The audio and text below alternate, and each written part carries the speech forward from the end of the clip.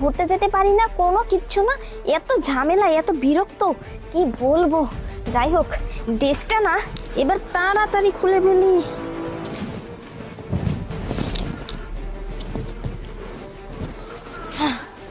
ভালোই হয়েছে, এবার এক কাজ করি, আমার বয়ফ্রেন্ডকে একটা ফোন দেই।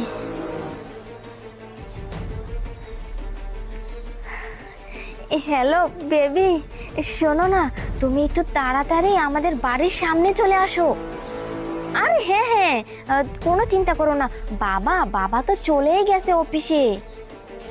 হ্যাঁ হ্যাঁ, আমি বাবার সাথে ওই স্কুলে ড্রেস পরে একসাথেই বের হচ্ছিলাম, পরে আমি বাবাকে বললাম, বাবা তুমি আগে যাও, আমি তারপর আসতেছি। হ্যাঁ হ্যাঁ, আরে হ্যাঁ হ্যাঁ, বাবা চলে গেছে। শোনো না বেবি, আমাদের ওই যে ঘরের পিছন দিক দিয়ে তুমি তাড়াতাড়ি চলে আসো, আমি এখানেই দাঁড়িয়ে আছি। আচ্ছা আচ্ছা বেবি, ঠিক আছে।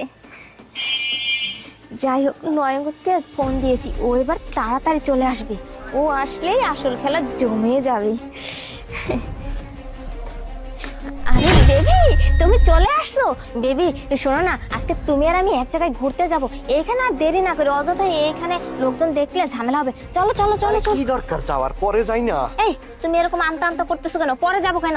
এটা আমাদের বাড়ি না, বাড়ির সামনে আবার কেউ দেখে ফেললে তখন ঝামেলা হতে পারে, বুঝতে পারছো? চলো তাড়াতাড়ি ওইদিকে যাই। না মানে আসলে বাবা, তুমি না চলে গেছো, তুমি এখানে কি করতেছো? না, আমি অফিসে যাইনি, আমি এখানে লুকিয়ে লুকিয়ে তোমার কীর্তিকলাপ দেখতেছি।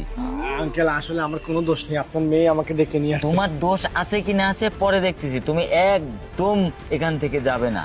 আর তোমার বাপ মায়েকে আমার অফিসে দেখা করতে বলবা, আমি তোমাদের অফিসে বিচার করব, তুমি এক ধাপ যাবে না। আর মা, তোমাকে আমি বলছি যে তুমি ঠিক মতন পড়াশোনা করবে, লেখাপড়া করবে। আমি যত কষ্ট করে তোমাকে লেখাপড়া শেখাচ্ছি, আমার আশা যে আমি তোমাকে অনেক দূর লেখাপড়া শিখিয়ে একটা ভালো চাকরি করাবো এবং সুন্দর ছেলে দেখে আমি বিয়ে দেব। আর তুমি কি করতেছো? আমার চোখের আড়ালে তুমি কলেজ ফাঁকি দিয়ে এই বকাটি ছেলেদের সাথে তুমি ওঠা বসা করতেছো, এটা ঠিক করতেছো না মা। বাবা আসলে আমার না ভুল হয়ে গেছে। আর শোনো বাবা, ও খুব খুব ভালো ছেলে বাবা, ও ভালো কি মন্দ এর বিচার তো হবেই। তুমি আমার অফিসে তুমি অবশ্যই তোমার মা বাবাকে নিয়ে দেখা করবে, আর দেখা যদি না করতে চাও, বুঝতে চাও তোমার কি ঘটনা ঘটবে, হ্যাঁ এই মুহূর্তে চলে যাও, যাও এই মুহূর্তে। আর তুমি এই মুহূর্তে আমার বাসায় চলো। বাবা